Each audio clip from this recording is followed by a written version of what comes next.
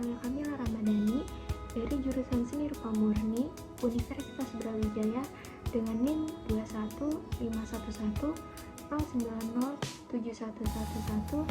215109071111018. Perkenalkan, nama saya Galang Haji Pratama dari jurusan Seni Rupa Murni Universitas Brawijaya dengan NIM 2151109071111013. Perkenalkan, nama saya Clarissa Kristia Maharani dari jurusan Seni Rupa Murni Universitas Brawijaya dengan NIM 215119071111012. Perkenalkan, nama saya Liliana Nabila Mani Putri dari jurusan Seni Rupa Murni Universitas Brawijaya dengan NIM 215119071111016. Nama saya Kemal Sebastian Adam dari jurusan Seni Rupa Murni Universitas Brawijaya dengan NIM 215109071111017. Perkenalkan, nama saya Faryatul Fitria dari jurusan Seni Rupa Murni Universitas Brawijaya dengan NIM 215109071111015. Indonesia adalah negara yang menjunjung tinggi demokrasi, yang artinya setiap warga negara memiliki hak yang sama untuk pengambilan keputusan atau pilihan hidupnya.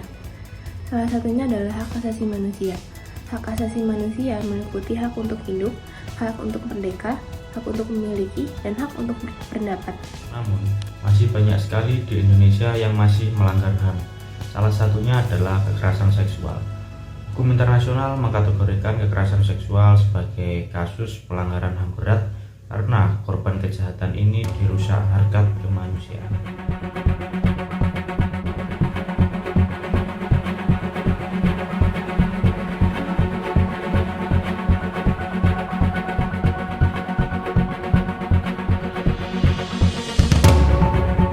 Aksi keji dilakukan oleh Heri Wirawan, guru pesantren cabul yang telah memperkosa belasan santriwatinya di Cibiru, Bandung, Jawa Barat.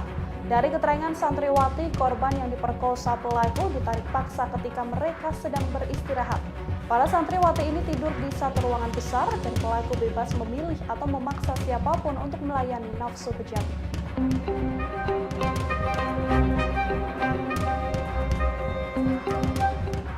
Terdakwa kasus pemerkosaan 13 santriwati, Heri Wirawan dituntut hukuman mati dan kebiri kimia. Peristiwa yang berlangsung selama 5 tahun sejak 2016 hingga 2021 menyebabkan para korban ada yang telah melahirkan dan ada yang sedang hamil. Jaksa penuntut umum menilai Heri Wirawan terbukti melanggar pasal tentang perlindungan anak serta tuntutan hukuman mati diberikan sesuai dengan perbuatan terdakwa.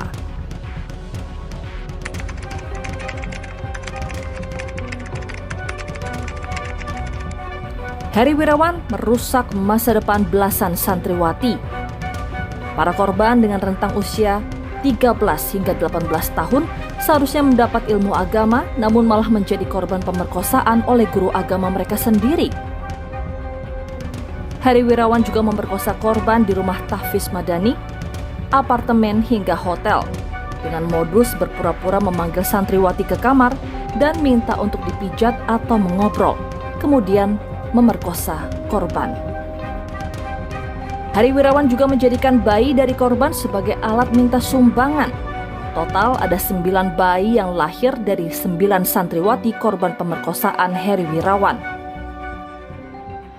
Nah, setelah melihat cuplikan tadi yang merupakan salah satu contoh kasus pelecehan seksual terhadap anak di bawah umur, menurut kamu apa sih dampak dari pelecehan tersebut bagi korban? Menurut saya, dampak dari tindakan tersebut pastinya memberikan trauma bagi korban yang akan berdampak pada mental health seperti stres, depresi, gangguan kecemasan, dan lainnya. Hanya bagi korban.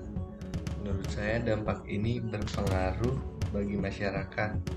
Pastinya masyarakat akan ketakutan dan merasa tidak aman terhadap lingkungannya. Apalagi menurut video tadi, pelecehan seksual sudah tidak pandang bulu. Bener banget, sekarang pelecehan seksual itu tidak pandang bulu, mau itu dilihat dari umur ataupun gender. Kalau begitu, apa sih harapan kalian ke depannya atas adanya kasus pelecehan ini yang masih meningkat? masyarakat? Semoga kasus pelecehan seksual setidaknya dapat berkurang pastinya dan harus diimbangi dengan penerapan hukum yang jelas dan tegas kepada pelaku. Jangan sampai masalah ini dianggap sepele dan tidak ditangani oleh pihak berwajib. Nah, ketika menuntut keadilan, para korban juga harusnya diberikan perlindungan seutuhnya kepada dalam memproses kasus tersebut. Hal ini bukanlah hal yang mudah bagi korban. Selain itu, perlu diberikan bimbingan berupa konseling dalam mengatasi trauma yang ada. Selain itu, pentingnya kesadaran masyarakat atas pelecehan seksual. Semoga kedepannya masyarakat menganggap bahwa pendidikan seksual bukanlah hal yang tabu di masyarakat. Karena dengan ditanamkannya pemikiran sejak dini, dapat mencegah hal yang tidak diinginkan ke depannya. Solusi untuk mengatasinya yaitu ada beberapa poin solusi yang penting atas maraknya pelecehan seksual yang telah dialami oleh beberapa orang. Contohnya yaitu memperkuat sistem hukum tentang kekerasan seksual. Dengan adanya sistem hukum yang kuat dan adil, maka tingkat kekerasan seksual dapat menurun seiring berjalannya waktu. Baru-baru ini pemerintah juga sudah mengesahkan RUU PKS melindungi para korban pelecehan seksual, juga memberikan rehabilitasi bagi para pelaku kekerasan seksual pada pasal 88 ayat 3. Kemudian ada speak up. Cara ini efektif namun juga beresiko, sebab korban akan mendapat ancaman dari tersangka yang justru akan membuat korban merasa terancam, takut, depresi, dan lain sebagainya. Edukasi seksual. Edukasi seksual harus mulai diperkenalkan ke semua orang sesuai porsinya masing-masing. Sebab di Indonesia edukasi seksual sendiri masih dianggap tabu oleh sebagian orang. 4. Melapor kepada pihak yang berwajib. Cara ini adalah cara yang paling aman, sebab privasi kita terjaga, dan sisanya tinggal pihak yang berwajib yang berhak menyelesaikan tugasnya sesuai standar SOP yang berlaku.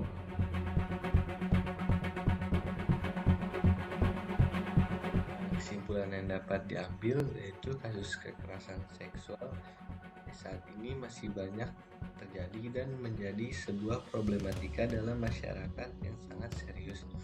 Terlebih jika korban tidak mempunyai keberanian untuk mengungkapkan apa yang telah dialaminya, karena masih sedikit dari korban pelecehan seksual mendapatkan keadilan. Mereka hanya dapat menanggung sendiri luka fisik maupun psikis mereka. Oleh karena itu, dibutuhkannya ketegasan dalam memintas kejahatan seksual dan menuntut hak bagi setiap manusia, khususnya korban pelecehan seksual, dengan undang-undang yang telah disahkan oleh hukum di Indonesia. Sebagai masyarakat diharapkan untuk lebih menumbuhkan rasa kepedulian kepada lingkungan sekitar, serta cepat melakukan tindakan seperti melakukan pelaporan kepada pihak-pihak berwenang, agar korban bisa mendapatkan pertolongan lebih awal dan pelaku dapat diproses secara hukum. Presiden Jokowi pun meminta rancangan undang-undang tindak pidana kekerasan seksual segera disahkan. Presiden Jokowi pun memerintahkan kepada Menteri Hukum dan HAM serta Menteri Pemberdayaan Perempuan dan Anak untuk segera berkoordinasi dengan DPR untuk mempercepat pembahasan rancangan undang-undang penghapusan tindak pidana kekerasan seksual. Ini untuk memberikan kepastian hukum serta perlindungan bagi korban kekerasan seksual.